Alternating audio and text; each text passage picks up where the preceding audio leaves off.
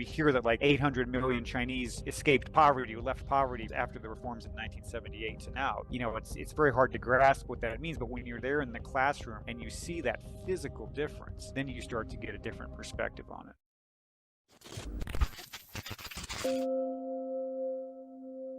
Hi, Peter. Hi, Bob. How you doing? I'm doing okay. Yeah. All How are right. you doing? Exactly the same. That's quite the coincidence. I'm doing okay. Let me introduce this. I'm Robert Wright, publisher of the Nonzero newsletter. This is the Nonzero podcast. You're Peter Hessler, staff writer at The New Yorker. You've written several books about China, the most recent of which is new, and we're going to talk about that. And you were in Egypt for a while, I think during the Arab Spring, reporting for The New Yorker, and you wrote a book about Egypt, right? Yeah, no, I was in Egypt for 5 years, from 2011 to 2016. Mm-hmm. So sort of after the fall of Mubarak, but through the elections and all of the stuff that happened with the Muslim Brotherhood. I see. Yeah. Okay, Yeah. so during the coup. So maybe we'll have time to talk about that. I would love that. But the main thing we're going to talk about is Other Rivers, a Chinese Education, your new book. And, I really liked it and got a lot out of it because, the term unique vantage point is probably overused in book promotional material, for one thing. But you really actually do have a unique vantage point here because you taught in China at a college in the mid-late 90s, and then you taught at the college level again, like exactly a generation later, starting a couple of years before the pandemic. You were also in China, I think, in the aughts, for that matter. But the book is mainly about the comparison that this affords between your two kind of teaching experiences. So you taught a generation that was in college during a relatively liberalized era in China, and then you taught a generation that was in college after Xi Jinping had changed that quite a bit. And you also had kept in touch with a number of your first crop of students. And so you saw some of them when you were in China most recently and checked in with them. So, it's a really kind of a rich database. And I really loved it. I listened to it. I didn't read it, but I think that counts, right? You can still say you read a book. Definitely. Yeah. Okay. I wanted to start off with a question that's not about the book per se, but we seem to be in a period of a growing, in America at least, growing antagonism toward China. To some extent, that's a matter of official politics. We're kind of embracing the idea of a Cold War. There also seems to be a lot of hostility to China at the grassroots level, at least more than I sensed 10, 20 years ago.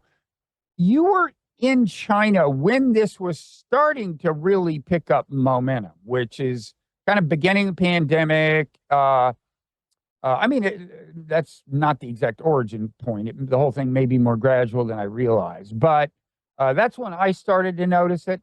And I'm wondering, to what extent is it reciprocal? Has there been a growth in antagonism toward America among Chinese during the same period? And if so, is it clear, like, kind of who started it, so to speak? I mean, if either is the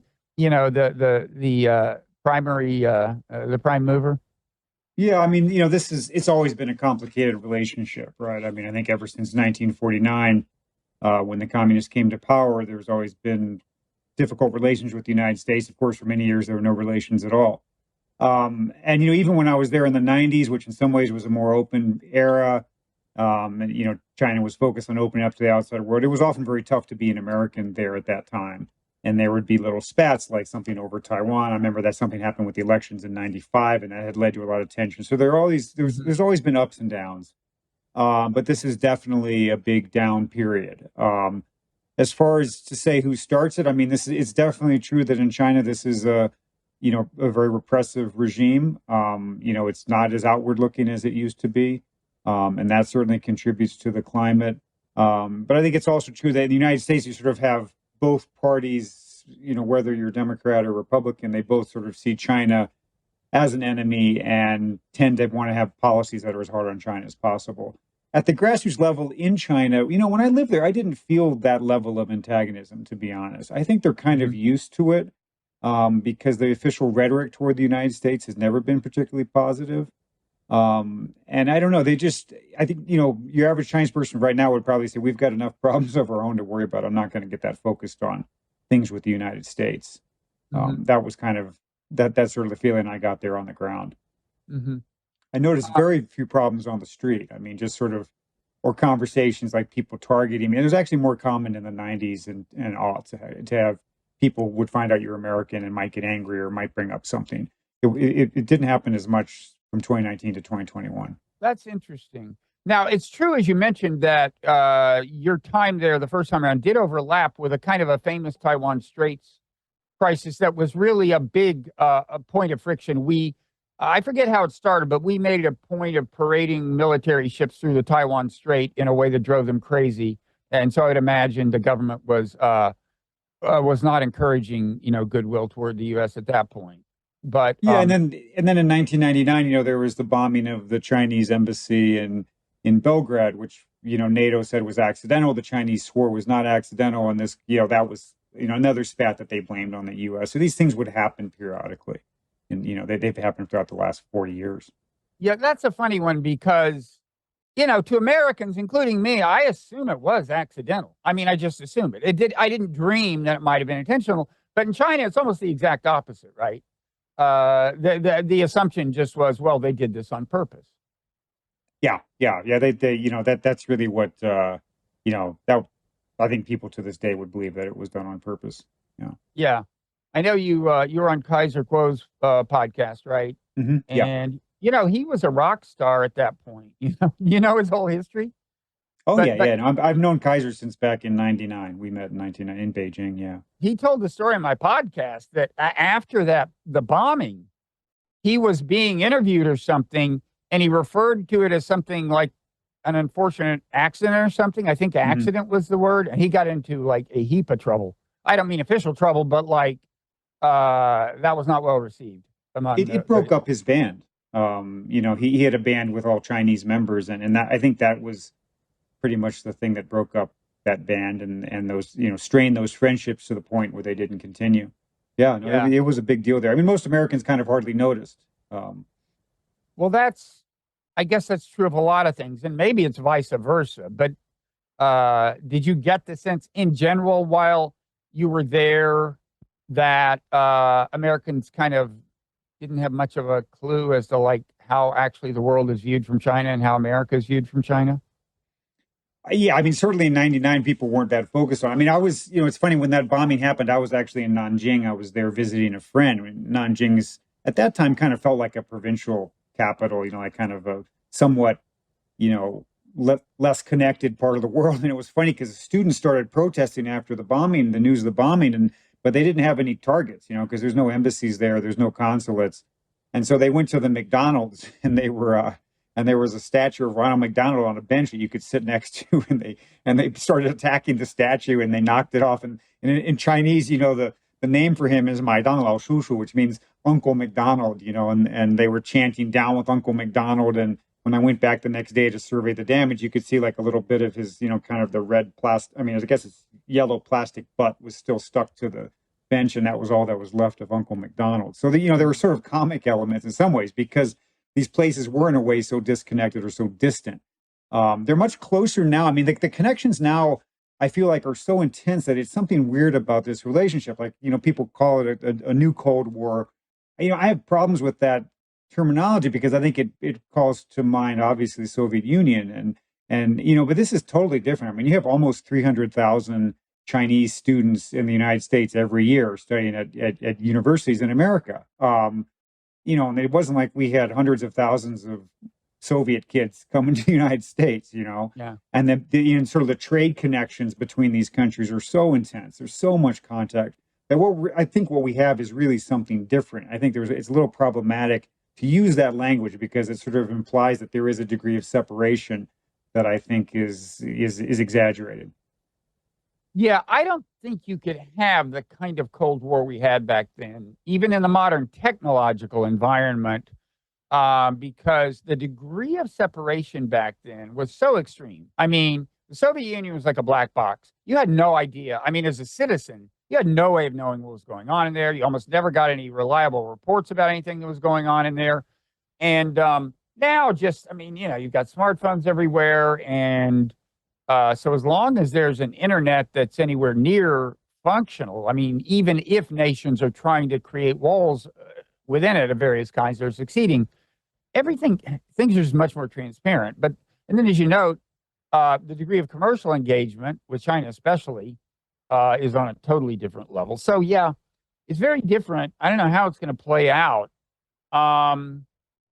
Yeah, go ahead. No, I was just saying, I mean, you talk about that level of commercial contact. I mean, it's amazing when you see it from the Chinese side, like how much contact they have. Like in this book, I write about an internet entrepreneur. He sells like very inexpensive, basically kind of knockoff Nike, Reebok, whatever shoes on Amazon, mostly to American consumers. He was based in Chengdu in the southwest of China. And he tracks his sales data. You can see it so closely that he could tell, like, when the first stimulus checks went out to households in the United States in 2020, he immediately saw an impact on his sales. Immediately, in fact, he told you there's been a second round of stimulus, and you said, like, you don't know what you're talking about, man. But it turned out there had been a second wave of debit cards sent out from the first stimulus, right? And he had sensed that. Yeah, I know. I was visiting him because I visit him periodically, and he's like, "Yeah, they just sent out more checks." I was like, "No, they didn't do that. They only did one round." And I just figured he must have been confused or something. And I went back home, and like the day later, the person staying in my house in Colorado sent me an email and said, "Hey, by the way, we just got this debit card for you and your wife." And it turned out the people that they didn't have bank information for, they were sending the round out then, but he had seen it. So then in a way, like, he knew that I got my check before I did, That's how intense his contact is. And you do see a lot of this. This was somebody, he had never been to the United States, but, he read English well enough to communicate with customers there and with shippers, and he followed things incredibly closely, using Google Trends and all kinds of other online tools. So people there often can get a fairly sophisticated notion of whatever corner of America that they are in contact with or exploiting. So yeah, there's no comparison to what to what we had in the 60s and 70s. Yeah. So do you have like a list of common misconceptions on the part of Americans, like about China or about the way, the world is viewed by Chinese, or America is viewed by Chinese, or, I mean, informal, of course. Yeah, I mean, I think the political system is a big one, just in the sense that there is a sense that this is a very repressive state and that the party controls everything. And I think it's, when you live there, you see there's all kinds of holes in the bureaucracy, and there's much more chaos on the ground. It's, it doesn't feel like it's not Orwellian necessarily. I mean, one of the guys I talked to in this book, an academic who studies China and studies grassroots political movements, he had a friend who had told him, is it more like Kafka or is it more like Orwell? And he said, I think it's probably still a little more like Kafka. And there are definitely moments that are like Orwellian, but it's not as if the party knows everything that's going on. And a lot of times it does feel like Kafka. There is this sort of, the intense bureaucracy, and there's sort of inefficiencies and some comic elements to it as well. So I think that's something that Americans often get wrong. I mean, we tend to view it as this really monolithic state, and that all the people are just hopelessly repressed and have no idea what's going on. Although, speaking of Orwell, on the one hand, Orwell's books were tolerated and you were allowed to teach, I guess, Animal Farm. And on the other hand, in your classroom, there was a camera, right? And for all you knew, at any given time, you were being monitored. And you ultimately, I mean, I hope this isn't a plot, you ultimately kind of got into a certain amount of quasi-political trouble yourself because of a complaint about, well, it's a long story, but anyway, people started complaining about you on social media as being, well, what was the complaint exactly? Anyway, this led to them to your leaving a little earlier than you would have liked. You would have liked to teach another year there on the second round of teaching, I mean, right? But the Yeah. university felt the political heat and kind of said sayonara. Yeah, I mean, they have this, there are kind of two different things that happen. One is, there's something the Chinese call jubal, which means to be reported. And this is a political reporting. This is a risk on campuses, for example. If you're a professor and you say something you make an offhand remark about Xi Jinping or something that's not politically kosher, there is a risk that you have a student who reports that to the administration and there can be trouble. It doesn't happen all that often, but it definitely happens. And it kind of weighs on people, even if it's not that common.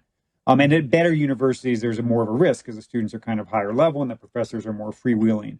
And there was an incident where I was basically reported on social media for saying things that they said were anti-China. And it turned out that they had taken stuff from my comments on a student's paper, and then they warped it in. I don't know who they are, but just somebody who posted this stuff turned it into a classroom debate where I supposedly had been kind of browbeating the students. It was all fabricated. But it was kind of scary when it happened because there were all these people commenting on Chinese social media. There were people on Twitter commenting on it. And I got called into the university. We talked about it. It turned out nothing happened. But that sort of thing is there. It's kind of like their version of cancel culture or whatever, but very different in that it has this incredibly strong political, side to it. And it's tied to the party. It's tied to the leadership, tied to Xi Jinping. The other issue was just that I was writing there. I was covering the pandemic. I went to Wuhan in 2020 and reported there. And there were some people, in the Chinese government or especially in Chinese nationalistic circles who didn't like what I was writing. And the university didn't offer me another job after I finished the spring semester in 2021. So my family came back to the United States. Mm-hmm. And then this was also a time when journalists, pretty much all the American journalists from the New York Times, the Washington Post, and the Wall Street Journal, most of them had been expelled by that point, and so it's very hard to be in China right now as an American journalist. Mm-hmm. And speaking of the pandemic, we had a little email correspondence, and you're leaning toward the natural origins hypothesis. You actually went to the Wuhan sea market in summer of 2020? Yeah. So this is early on. And of course, in China, things weren't out of control the way they were in America at that point because they were very, very locked down. But you actually visited the sea market. What are the things that make you skeptical of the lab leak hypothesis? Well, there's basically two reasons. One of it is simply what the scientists believe, which is when you look at, you talk to virologists, outside of China and the top people in the field, they tend to be very negative about this lab leak theory. Just the patterns of spread, the nature of the virus. And I trust those people's work. But there's also a very strong China component that, having been to Wuhan, having lived in China, that I tend to believe, which is also that, if you go to Wuhan, like that Institute for Virology is nowhere close to that Huanan seafood market, right? They're totally across, it's like at 8 miles and across 2 rivers. And there's also just no natural overlap between those places. It's not like, I think in the imagined landscape of Wuhan, in the foreign mind, Wuhan consists of two things. One of them is the Huanan market, and the other is the Institute of Virology. And everybody in Wuhan spends all their time going back and forth. But, this is a huge city, and it's a major crossroads. It's a, big railroad crossing. This is where the revolution that brought down the Qing dynasty started in Wuhan. There's all kinds of stuff that has always happened in Wuhan. It's not that shocking that something like this would begin there. It's a crossroads. Mm-hmm. And there isn't really any reason for somebody from the Institute of Virology to spend time in the Huanan market. That's a wholesale market. It's has a very specific clientele. And the patterns of spread are so clearly point to that market. That you have to explain, well, why would they go from the Institute to the market? The other reason for me is just that, as I mentioned earlier, things in China are not as controlled as people often believe. And if you look at the pandemic in the early stages, there were major leaks of information all the way along. Ranging from Li Wenliang, the famous doctor who, alerted some of his classmates, and, he was in Wuhan and he were hearing about this virus that was spreading, back at in December of 2019. And he warned his classmates, and somebody took screenshots of that warning, posted on social media. He ended up getting in trouble. The genome, which was sent out in January, that the scientist who leaked that to the outside world did not get permission for that. He felt he had a responsibility to put that out. At every stage, you have a lot of things that came out, that the government wouldn't have wanted to come out. And I have trouble believing that all these people working in the Institute of Virology, and this thing would have leaked out at some point, and then weeks later it's blowing up in the city, and nobody at that institute has said anything. Nothing has leaked out. Nobody's warned a friend, or that to me is also unlikely, not impossible. So that's my view on it. It's not impossible. Like, until we know exactly what happened, we can't rule out possibilities. But the high probability is the natural origin connected to that market. Mm-hmm. Okay, so why don't we kind of do a little of kind of running through the book chronologically. So you show up there as a Peace Corps volunteer in what, 96? 96, and since then, by the way, President Trump has ended the American Peace Corps presence in China. I mean, among the other kind of casualties of the Cold War, whatever you want to call it. But you were going there to teach college, and had you studied Chinese? No, I didn't.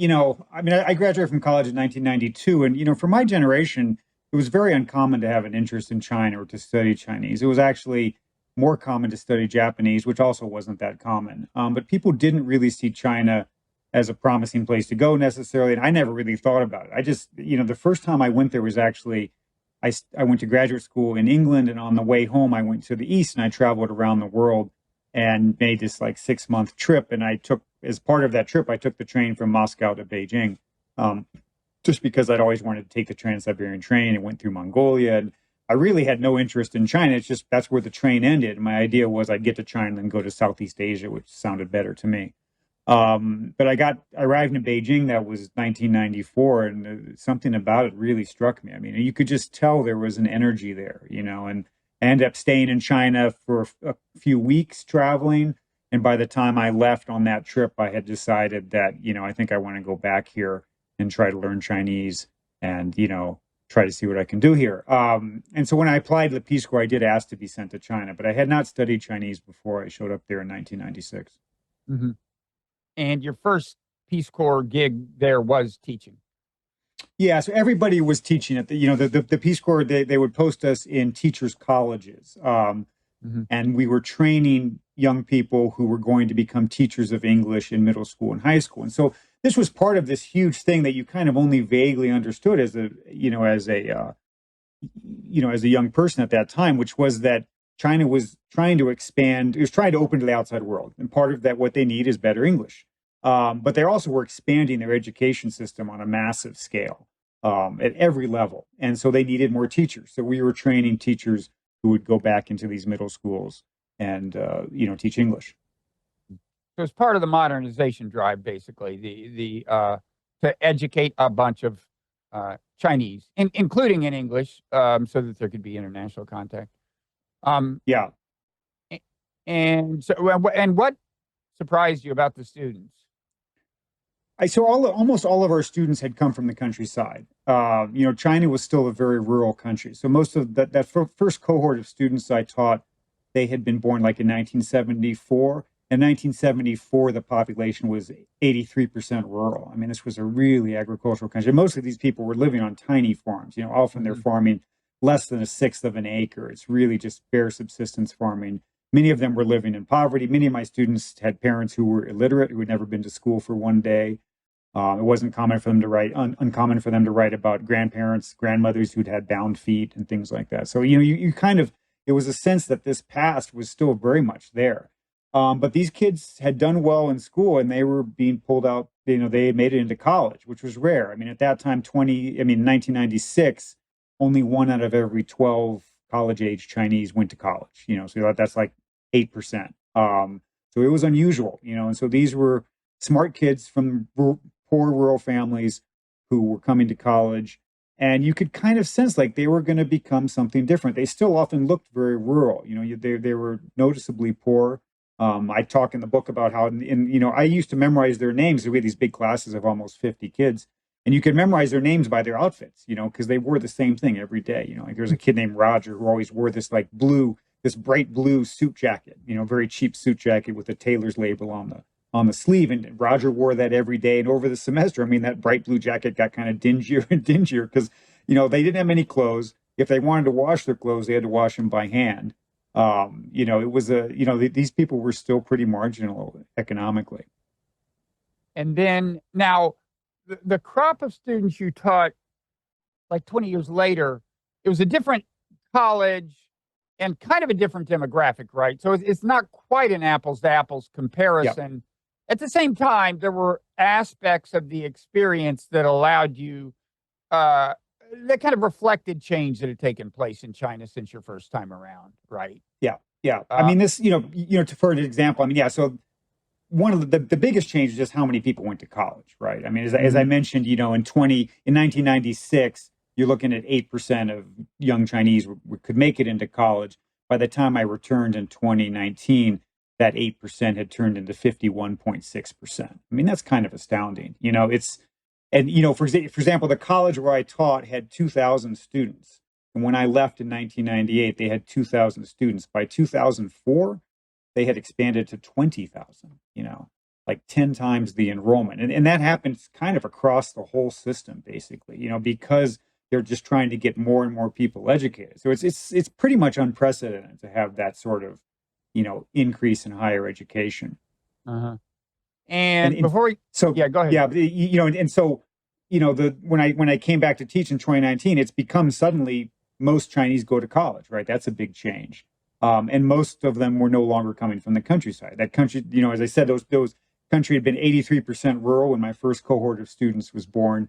By 2011, the country had become majority urban, and by 2019, it was way urban. And so actually the first semester I taught at Sichuan University, not the same university as you mentioned, but the same region, my first semester, I didn't have one student who had grown up in the countryside. They were all city kids and pretty much all middle-class kids. Yeah. And then, the other weird thing, just as a kind of a tangent, is, of course, the one-child policy, which had, taken effect in the 80s? Is that right? Yeah, but it didn't really, that's the thing. It wasn't really impacting people in the countryside as much until later. It took a while. So actually, the kids I taught in the 90s had not really been affected. They were usually from large families. It's very common, 3 or 4 siblings in the family.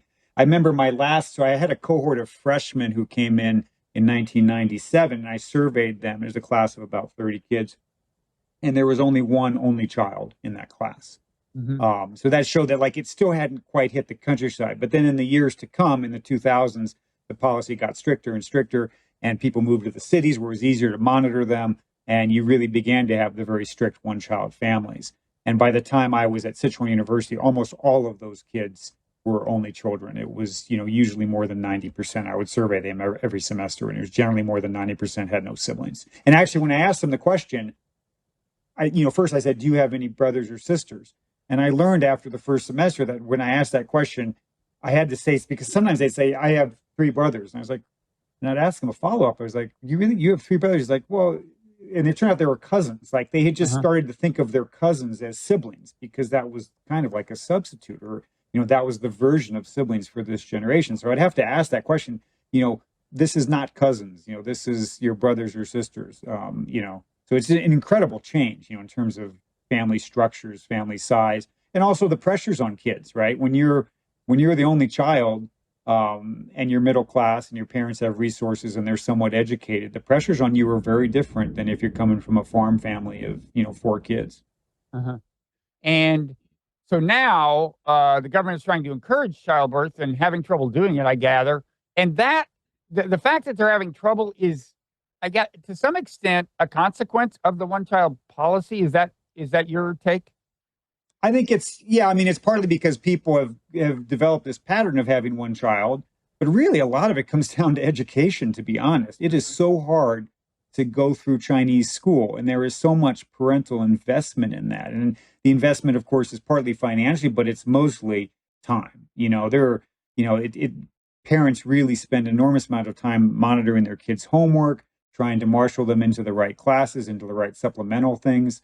And it's exhausting. And young people don't want to have kids and put them through it. So in that sense, It's similar, actually. South Korea has the same issue.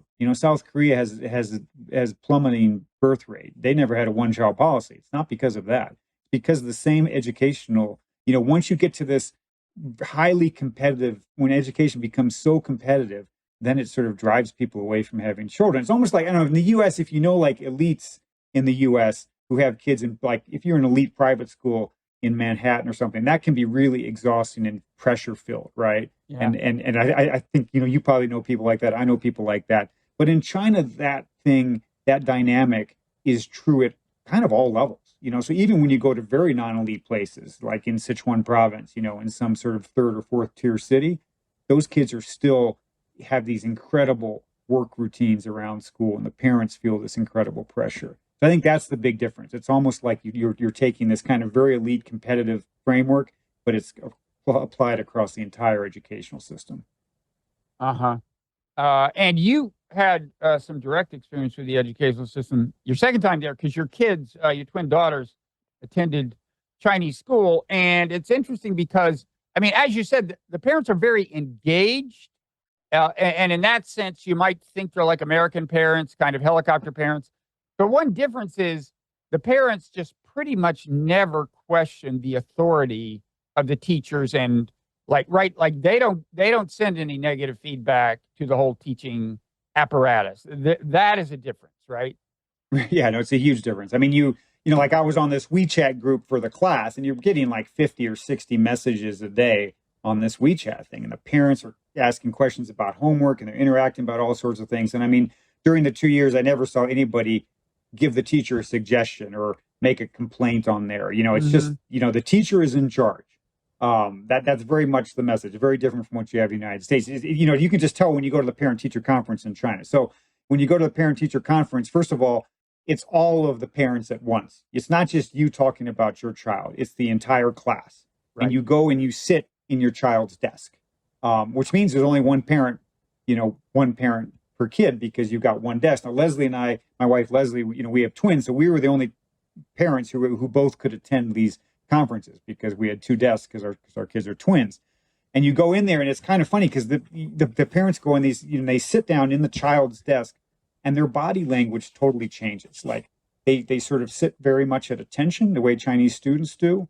They're not looking at their phones. They're not messing around. They're just very serious. It's like it triggers something in the Chinese, experience, that you're in a classroom, you have a teacher in front of you, you pay attention, you do not interrupt, you don't ask any questions. And we went to these conferences every semester for 4 semesters, 2 years, and there was not one question asked by a parent. The teacher gives a presentation, talks about what's going on in the class, how their studies are going, things they need to work on. The parents, gather the information, listen attentively, and that's it, right? So the teacher doesn't say any questions? No, teacher doesn't. The teacher doesn't want any questions, And it's sort of funny because all those kids, in some ways it's horrible, but in other ways you can see it's kind of like in the United States, like the parents give teachers so much crap, right? And it's just, often unfairly, right? I mean, my older sister was a school teacher. She finally quit, like 3 years ago, because she just couldn't. She said that the lack of respect was just too much. It was getting worse over time. She couldn't deal with it. And it's interesting. So most of those kids I taught in Fuling in the 90s, it was a teacher's college, and most of them became teachers. The vast majority of them are still teaching. And I've done surveys with them. And it was interesting when I asked them to rate their job satisfaction, for example. The average response for those who was teaching was 7.9 on a scale of 1 to 10. So, I mean, they were very highly satisfied with their jobs. Very few had left the profession. I mean, more than 90% were still teaching. Like, you imagine if you looked at young teachers in America in 1996, how many of them would still be teaching now, right? It's not going to be 90%. And what's their job satisfaction going to be? I think it's not going to be 7.9 out of 10. Yeah. No, I mean, it used to be different. I mean, when I was a kid long ago, I think there was a lot less parent blowback. But that said, I'm sure, there was no shyness. There would have been no shyness about bringing up a parent bringing up an issue with a teacher about the student or anything like that. It was during this part of the book that I wondered, or just thought, when we hear about relatively authoritarian attitudes, kind of like this, or just a greater respect for authority, I think there's a tendency to think, this is communism at work or something. But actually, it must be hard to separate long-standing features of Chinese culture from the influence of communism, which, of course, itself has changed in nature a lot, and in fact is no longer communism, although that's still the name of the party. But it's a very authoritarian party, of course. I mean, did you think about that at all? Because China it's been an unusual civilization for a long time in a lot of ways. I mean, I don't think there's any other place where empires of that size, I'm talking about over the last couple of millennia, managed to stay intact for such long periods of time, and maintain control. That's like, that doesn't happen. Like Rome falls apart, the Islamic Empire falls apart. There's a lot more fluidity. And of course, they have this very ancient history of actual exams to see who gets to staff the bureaucracy. That was abandoned finally, but only in last century.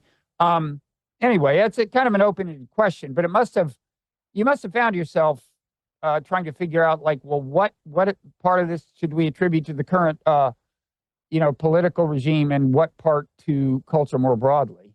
Yeah, I mean, Confucianism has been around for a lot longer than communism, and you see the education system is reflecting those features, and so it's definitely, and of course the party likes Confucianism to a certain degree, and they've pushed it through their Confucius Institutes and other things. So yeah, it is a very deep cultural feature, and you feel it both in terms of things that are positive and negative, right? I mean, you can see a lot of the pressure, you can see the lack of people asking questions, but you also do see this kind of respect and this impressive education system. And I remember going to there was the US, before the U.S. consulate in Chengdu was closed. At one point, there was a party there, and all these diplomats were there. And I met somebody who was somehow connected to one of the embassies, Chinese person, and I started talking with her. And I said, my kids were in this school, Chengdu Experimental, and she's like, oh yeah, they have this teacher Bai is there. And I was like, yeah, Bai Lao, sure, yeah, no, she's oh yeah, and it's like this woman was like a celebrity teacher. She's like a third, fourth grade teacher that everybody in Chengdu kind of knows who this person is, because she's recognized as being such a phenomenal instructor. And you go to a diplomatic party and her name comes up, right? And it's sort of like, that's amazing, right? And that's a good feature, that these people have this level of respect, and it gives the teachers satisfaction. They do a better job as a result. I mean, so that's one of the things that we valued about being there. We liked having that contact with the educational system. Of course, there are all kinds of negative things too that you're processing and dealing with at the same time. Okay, so like back to the chronology kind of. So you're teaching in the 90s. Students are rural. I sense that there was like a huge kind of hunger for contact with Western culture. I mean, throughout, there's always this consciousness of like American sports and stuff that surprises me, right? Like were Air Jordans or fake Air Jordans or something a popular thing in the 90s? Or, I mean, in some ways they were kind of too poor for even fake Air Jordans. What they used to have was they had like knockoff Bulls jerseys. Everybody wore that, 96 to 98. All the boys had these kind of cheap Chicago Bulls jerseys. Yeah, they were into the basketball. And an interest in the whole American way of life, right? I mean, it was very, their knowledge was low, right? I mean, when we were there in the 90s, we didn't have internet. None of those kids had been on the internet. No email. We didn't have cell phones. So the information was really scattered, and they would get these kind of bits and pieces of things. But yeah, they were eager to try to connect and to try to learn more about the outside world. And they were leaving poverty. These young people did not want to go back to the village. I mean, they were, they were going somewhere different from what their parents had experienced. And that was another thing that was striking for that generation, was this generational divide was so immense. And many of them wrote me in the years later saying things like, our parents didn't know how to raise children. They raised us like they raised pigs and chickens. They were peasants. They were uneducated. And they, and then once these kids were off into this to become teachers and in the cities, they could get no guidance from their elders, because the elders were farmers and people who had not been educated at all. So it's like this line had been drawn, and they were on the other side, and now it was time to build a new life. And that was, I think in many cases a stressful and initially traumatic experience, but they all kind of did it. It's amazing. All of those kids I taught became middle class. They all became urban residents, and you could see a whole generation of people making this transition. Uh-huh. And then when you went back to teach, like a couple of decades later, what were the most striking, like contrasts and continuities? I mean, one of the things I write about early in the book is just the physicality of the students, right? When I taught, you mentioned the Air Jordan, all this. We used to play basketball, and I mean, I'm 5'9", but that was big. Like I was a tall guy there, and I'd always been a point guard in America. And then in China, I was like I was like a center point guard. It was like Magic Johnson or something, because that was like, and the other guy he was with me was like 6'1", 6'2", and he was just a monster. They were amazed, right? So these kids were tiny, and I used to, when I went back to Sichuan University and taught in 2019, I would show pictures from my first semester teaching in the 90s, and the students would just laugh because I was towering over these students. And meanwhile, and when I show them that picture, then I'd have a kid stand up at Sichuan University, and he would be like, 3 inches, 4 inches taller than me. The Lancet actually published a study in 2020 that said that out of 200 countries over a study that had been going on since 1985, China had seen the largest increase in boys' height and the third largest in girls' height. So the average 19-year-old Chinese male was now 3.5 inches taller than he had been. I mean, just because of the nutrition. And that's like, you feel that, as a teacher, of course, the physicality of your students, you notice, I mentioned those kids were tiny, they wore the same clothes every day. And then suddenly I'm back there 20 years later, and half the boys are taller than me. Some of the girls even are taller than me. They're wearing nice clothes. It's that really strikes you at a very visceral level. I mean, we hear that like 800 million Chinese, escaped poverty, or left poverty from the reforms, after the reforms in 1978 to now. And that number's kind of meaningless. Like, what is that? It's very hard to grasp what that means. But when you're there in the classroom and you see that physical difference, then you start to get a different perspective on it. Now, that is amazing. And it's just attributable to nutrition, right? Like on that, and healthcare broadly, but yeah. I mean, one of those kids I taught in the 90s, I mean, he wrote me later, like he wrote me almost 20 years after he'd been my student, and apologized for not having been a very good student. And I mean, he was a perfectly nice kid. I remember he was sort of low energy, and one of the kids who occasionally would fall asleep, but he wasn't anybody who stood out in terms of being a bad student. But he wrote this apology, and he said, for 1 year, I could only eat one meal a day. Mm-hmm. And you realize that's why the kid was sleeping in class. He was starving. He was just, exhausted. He was malnourished. And he said, but now I'm happy about my life. I'm a happy man now. So, this is again, like this idea of poverty, which most of us as Americans don't really grasp. Like, you did get a different perspective if you were there in the 90s and you knew these people well, and then you saw how their lives went after that. And so when you, you stayed in touch with some of these students, and you even saw some of them during your second teaching experience there, you looked them up. What kinds of things were they doing, and what was the level of? Were they all like pretty happy with the direction of things, or? Yeah, I mean, they were very, because I always often ask them, how do you feel about your life, or how optimistic are you about the future? And all they tend to be a very happy, very optimistic cohort. Mm-hmm. And it makes sense. I mean, as I say in the book, like they didn't really have any advantages in terms of where they were born. I mean, they usually came from very remote, very poor places. Their families were not connected, but their timing was just perfect, right? Because they were born usually 74 to 76, around the time that Mao Zedong died. He died in 1976. The reform started in 1978. It meant that these kids grew up with those economic changes, and they just like caught that wave, so they, just by virtue of working hard, studying well, they were in position to benefit, and they really all did. I mean, when I survey them, all of them are, middle class now. And there were most of them became teachers, which means that they have good incomes, but they're not hugely rich, but they usually have, a couple of apartments, they've got cars, they live well. There are some who went into business, and a lot of those guys did phenomenally well. Because again, the timing was so great, and you could find a niche, in the 90s and the 2000s, you could find some product and catch that wave, and just make millions. I mean, some of them, there's one of the guys I write about that he was a poor kid from a village, and when one thing led to another, and he ended up, I go back and visit him in 2019, and he's driving me around fooling in a Mercedes 500 series, it's like a $150,000 car.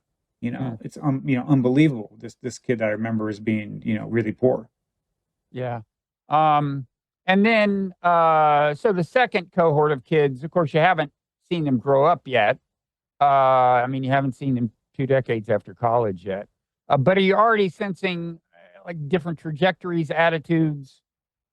Yeah. Yeah. No, it's so different. I mean, that first cohort, like the challenge was pretty immense in a way, but it was very clear cut. Like you wanted to become educated. You wanted to move to the city and become a city person. You wanted to improve your material circumstances. And those are big challenges, but they were very attainable. And you could see the path. You could see. And so they locked in, they got the target, and they worked hard and they made it. And huge numbers of people from their generation did that. But for young people now, most of the ones I taught were already middle class. They weren't growing up in poverty. And I think there was more question about, well, what's the goal now? I mean, some of them wanted to make more money and just become richer and richer, but a lot of them were trying to figure out, is there something else we should be working for? Is there something else that we should prioritize? And meanwhile, they're coming into adulthood in a climate that's been tightening politically, and also economically. Like they're not the same kind of opportunities. It's not wide open like it was in 1998. You can't just go out and find some unexploited niche and have no education and then just, boom, you become a millionaire. That doesn't happen very often in China now. Yeah. So they feel a different type of pressure. But I think there's a lot of confusion. One of them actually wrote me, when I quote her in the book, she's, we are a confused generation. And I could tell that, I could see that a lot in my interactions with them. It's funny. The one time I've been in China was it 2010, or it was kind of shortly before the Xi era. And by the way, you described the dynamism you felt when you went there in the 1990s. I felt like this is the place to be in the world. Like, there was so much vibrance. And I had lunch with some American journalist whom I didn't know, but I had been kind of connected with. And he's like, it's great here. It was him and his wife. And it's like, this is great. I was thinking, like, if I were a little younger, I'd move here. Of course, then things changed. But what I was going to say was I was there to give a talk at this conference on positive psychology, which is, I don't need to get into what exactly it is, but there was a real interest. Like some of us who were there went on TV and they were asking this question. There was a real interest in like, okay, once you get fairly affluent, how do you find meaning, right? It was like you could sense that question in the air. Obviously, because of the nature of what we were there for, the question is going to get directed to us, but it really, you can tell that the government seemed to be engaged in a search for ways to make sure that people would still be happy, however ironic this sounds, they would still be happy once they had money, right? Yeah. No, this is, and that was also striking to me. The students I taught in the 90s, they always impressed me as just incredibly atheistic. I mean, they had been very much indoctrinated by the Communist Party. Most of their villages, the temples had all been torn down or were, turned into something else. I actually avoided bringing up religion at all in my classroom, not so much because it was sensitive, but because the kids were so mocking of it that it just, I found it kind of, it was sort of demoralizing, and I just found it depressing because they weren't totally closed-minded about things like that, and you couldn't really have a conversation. But it was really amazing because in 2016, when I surveyed that group of students, I did a survey that year that sort of focused more on faith, and I asked, some very direct questions because, we've been in contact for a lot of time. They've all read my earlier books. I have a very good relationship with these young people, and they trust me, right? So I can ask them things, and I really trust their responses because they know they can be honest. And they know how I use the material, what I'm doing as a researcher. And that year when I surveyed them on faith, I asked, do you believe in God? And it was amazing to me that 82% said yes. Totally, I would never have expected that in the 90s. I asked how many of them believed in Bao Ying, which is karmic retribution, the Buddhist idea that, if you do good things happen to you, bad things come back to you as well. And 85% believed in that, just overwhelming majority. And I said, have you visited a place of worship in the past year? And 70%, that's a high number, Yeah. I don't know, if you surveyed students in the United States that you taught 20 years ago, would they be going to church or temple, So it's interesting. A lot of that stuff, even though the communists stamped it out, the roots were deeper, and it does it still exists at some level, and it comes back in different ways. And definitely during this generation, when, your material needs have more or less been satisfied, people are interested, what else is there? And the party's cut off, civil society, right? You can't get involved in neighborhood groups or school groups or, all kinds of organizations that might occupy your attention and energy in the United States. Right, all of that space is really laid waste by the party. They want to control everything, so it's hard for people to find something.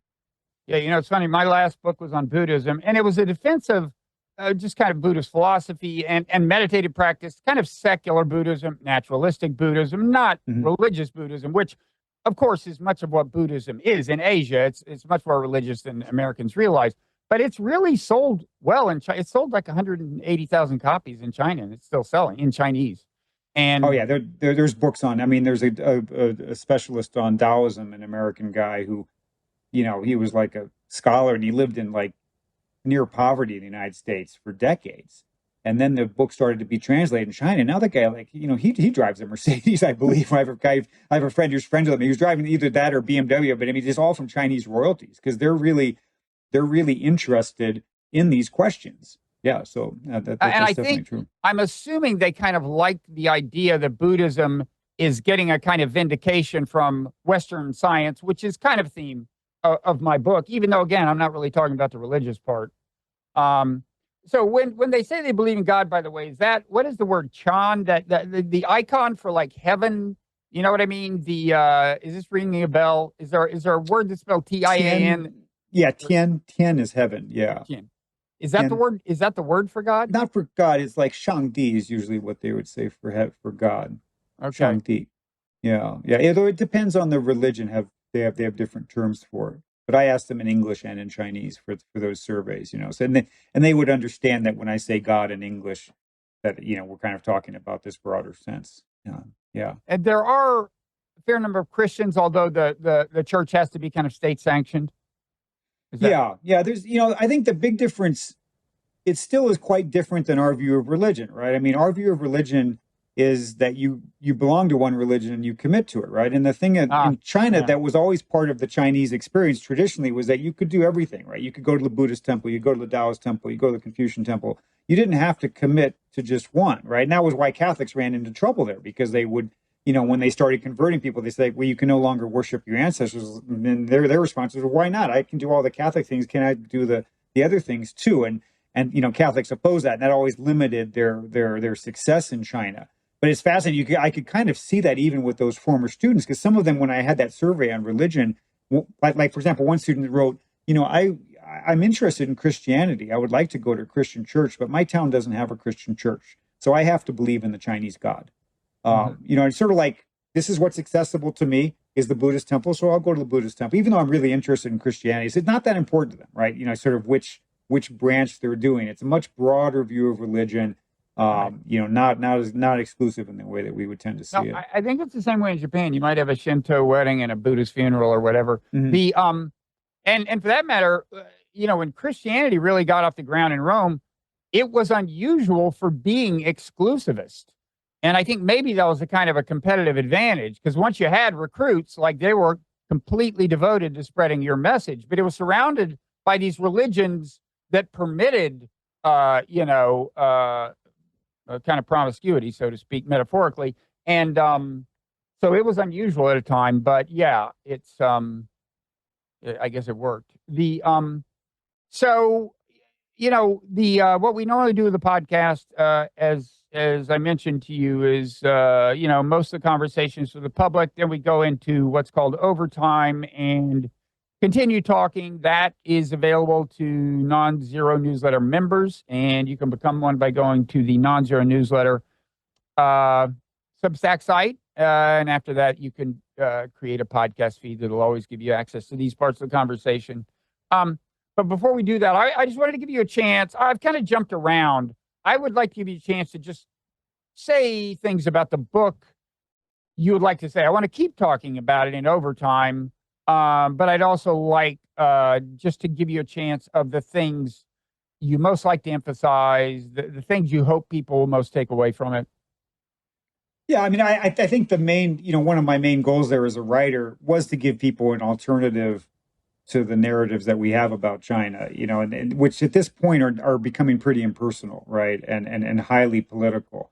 And I think it is really important to remember the ways in which people are living on the ground and how they think, the attitudes of young people like the ones I was teaching at Sichuan University, the attitudes of the people I taught in the 90s, how their lives have changed. I think we're sort of losing that perspective because everything has become so political, and also just because we don't have very few American journalists and writers living there. It's very hard to live there now politically, as a foreigner, and to write about the place, which is really a shame.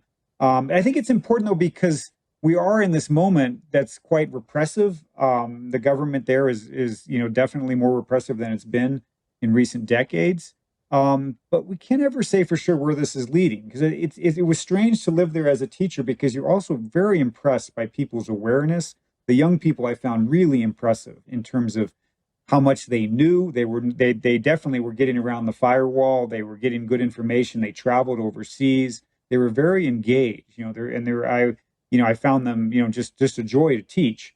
And I'm not completely convinced that this system sustains the way it is, indefinitely, right? And I think we always have to remember that we don't know where this is going.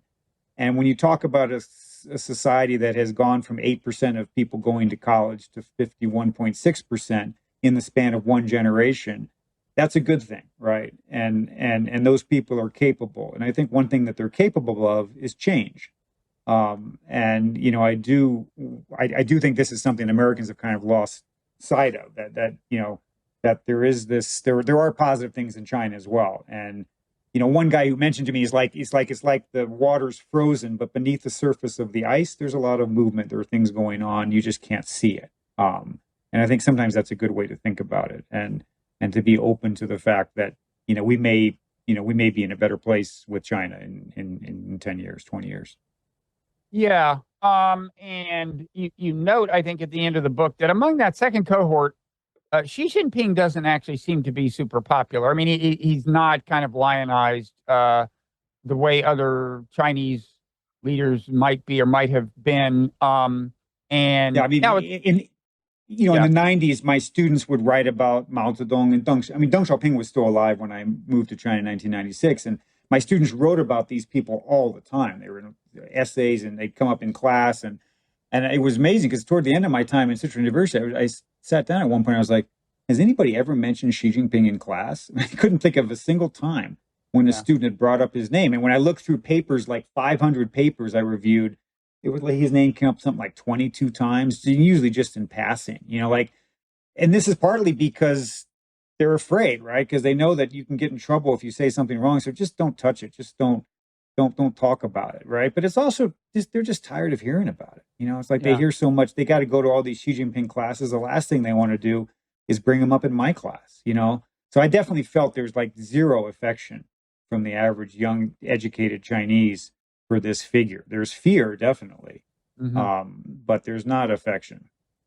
Yeah, and there were a number of students who were still kind of interested in causing trouble, so to speak. Now, you were disproportionately in touch with them because you were involved with the journalism program or whatever it was. There was a periodical called Common Sense that they put out, named after the Thomas Paine version. But you saw the spirit of kind of crusading, crusading journalists alive in them, even if it seemed that once they got out of college, most of them were resigning themselves to the status quo and getting on with the business of trying to, have a good life. But still, you see the spirit alive in the students. Yeah, no, there is this kind of tension because they're aware They want something different. They want something better. But at the same time, they're intensely pragmatic. They feel all this pressure from being the only child. They feel like they can't take a risk and throw things away. They also know that the system is brutal to people who resist in various ways, and they're wary of that. So they're not idealistic in the way that I often think of as young people. I mean, one way I describe in this book is how in the 90s, I always thought of the students as seeming very young. Those kids who were coming from the countryside, they're kind of wide-eyed. It's like deer in the headlights a bit. They were in this new world. They're trying to make this adjustment. They sometimes came across as somewhat childlike. And my co-teacher Adam and I were always having to remind ourselves, no, these kids have had complicated lives. This is just the way that they're presenting themselves, or the way that we sometimes see them.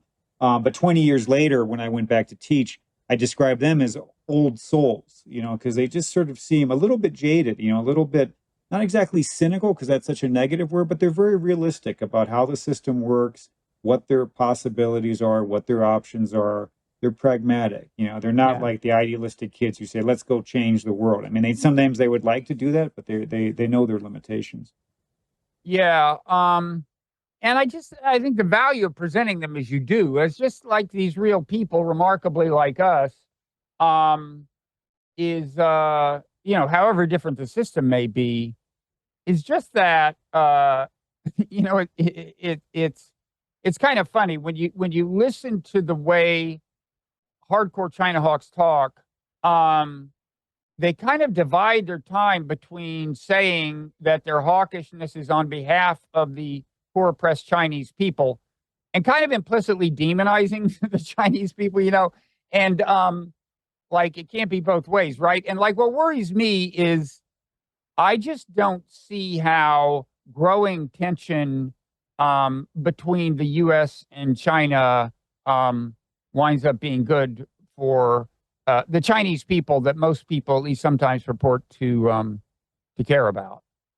Yeah, and I think, sometimes we're looking in the mirror a little more than we might realize, right? I mean, so we tend to see China through the lens of the military, right? And we have a very militaristic view of China now. But the truth is, like, the United States is a very militaristic society, and China is really not, right? I mean, this is not a society. I mean, it's kind of, I talk about those kids I taught in the 90s who became middle-class urban. I think I know one whose kid has something. He went to a military college, but he's not in the military. Like, you don't aspire in China to send your kid into the military. It's nothing, no elite or person who's like highly educated would ever want their kid to do that, right? But in America, I mean, I could go to Princeton University. I knew lots of kids at Princeton who were going to go to the military.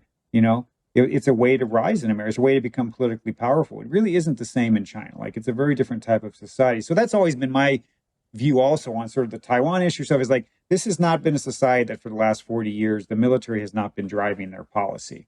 Now, It often drives our policy in the United States, but it has not been the pattern in China. And that doesn't mean that you want to just ignore everything and pie in the sky and think it's all about peace. But there is something important about that pattern, right? If you're observing the way a society addresses problems, how they deal with things, if they have not been turning to military solutions to a high degree, then there's probably cultural reasons for that, right? And it indicates that they're less likely to look to that. And that's always been my view on China, is that they tend to be very pragmatic. They also don't like risk. And you could see that with COVID, right? I mean, part of the reason why they had a very good COVID strategy in early 2020, like in March and April, was that they were very cautious, right? And the people themselves were cautious. The government was cautious in its policy, but also, like, that wasn't the period of the terrible lockdowns. People in my town could actually go out and walk around, but they didn't. They were careful. But then when China made these mistakes in the later stage of where they did have those brutal lockdowns after the vaccines, when they should have changed, again, it was kind of, the response was just, let's be careful. Let's do everything the same way we've been doing it. Like, there is this instinct toward caution that I think runs throughout the leadership. And that, to me, also argues against them doing something dramatic in the Taiwan Straits, because I think they understand that there's cost to that, right? So I do think this whole thing has gotten exaggerated, and it is driven in part by the militarism in the United States. And while we should be prepared for things like this happening, we also have to be prepared for things that might have more diplomatic solutions or economic solutions. And our diplomatic and economic ties with China are important and deserve investment, right? I mean, you look at I had mentioned there's like 300,000 Chinese students in the United States, I think there was like up until recently, there was 1,000 American students in China. I mean, that is just crazy. I mean, and I don't care if you're a militarist or a hawk or whatever, like that is not good for the United States. Whether you love China or hate China, like you're not going to have any good information if you're not having people learning Chinese and living there on the ground. And so that, is very short-sighted. So I think, we're talking about Cold War and freezing all kinds of relations and all this, but we're not getting, the expertise that we're going to need in the next generation. And that's more a reflection on us than them. In other words, the students could go there if they wanted. They're making it hard, but recently the Chinese have been, I think they would like more students. Yeah, no, I mean, we could find ways to get people, you can do that. It's hard for like the journalists now, right? And that problem has not been solved. So for American journalists to get over there and get a resident visa is still complicated, difficult. It's a hard thing to do. But you can study there definitely, and we should be finding ways to encourage young Americans to do that. It's worth it. It's a smart investment. And it's something like, we cut off the Fulbright program to China. We cut off the Peace Corps. I mean, those were incredibly stupid moves. The Peace Corps was great for the United States. Like I was in a group of, I think there were 14 of us, and 3 of us ended up writing books about China, and becoming, one of them was a correspondent for NPR. The other guy worked for Newsweek. Now he's a diplomat. And another volunteer from that group, the guy Adam, who was with me in Fooling, he ended up working for the State Department. I mean, this was like a great training ground. It got Americans this intense contact at the grassroots in China. You could learn very quickly. You could become some sort of an expert in the span of only 2 years. I wrote a book after only 2 years there. And that was, of great benefit. It was great. It was beneficial to China too. I mean, I think it was good for those students. It was good for those towns, but it was really good for us, as Americans as well. And cutting that off was incredibly short-sighted. I mean, but that was done by the Trump administration, and there was no sort of due process to it. Nobody was really talking about the possible costs or benefits. I mean, it was all driven by senators Rick Scott, when he was a senator from Florida, he was the one driving that. And when I called and interviewed him, I asked him, have you ever talked to a Peace Corps volunteer who served in China or anybody who's serving there now? And he hadn't, neither him nor his staff. And he wasn't aware that I was a Peace Corps volunteer. I mean, God, if I get contacted by an American journalist who's going to interview me and a senator, I think I'd at least look at the guy's Wikipedia page, right? I mean, this is sort of lack of interest, lack of curiosity, lack of preparation when we deal with China is shocking. No, I agree. It's troubling. And I think, is he the one who also said that his research had shown that no Peace Corps volunteer had ever gone into the State Department or something? And that turned out to be like way, way, way wrong. Yeah, and I said, no, there's actually been like 45 of them. I had the number at hand. And he's like, oh, nobody told me that. But he didn't look very hard, right? And I said, would that have changed your view? And he's like, I don't know. I'd have to think about something like this. But yeah, it's just people who come from a place of total ignorance are contributing to our China policy, and that just shouldn't be tolerated. Yeah, and then what was the name of the Uber China hawk in the administration? Peter, was it Peter? Wasn't Peter Navarro? Navarro was a big hawk. So was Matt Pottinger. That guy. Yeah. Yeah, and he's still with us. He's still with us. Yeah. No, he worked with my wife. My wife worked with him at the Wall Street Journal. Yeah, I knew him. Very nice guy in person, but I think his policies are terrible. Yeah. Okay. Well, you mentioned that you wrote a book after a couple of years there. I think that was Rivertown, right? And not to be confused with Other Rivers, your latest. And then you also wrote Oracle Bones, also about China, and Country Driving, and then you have a book about Egypt called The Buried. So people should read all of those, but first the one we're talking about. And now we will go into the aforementioned overtime.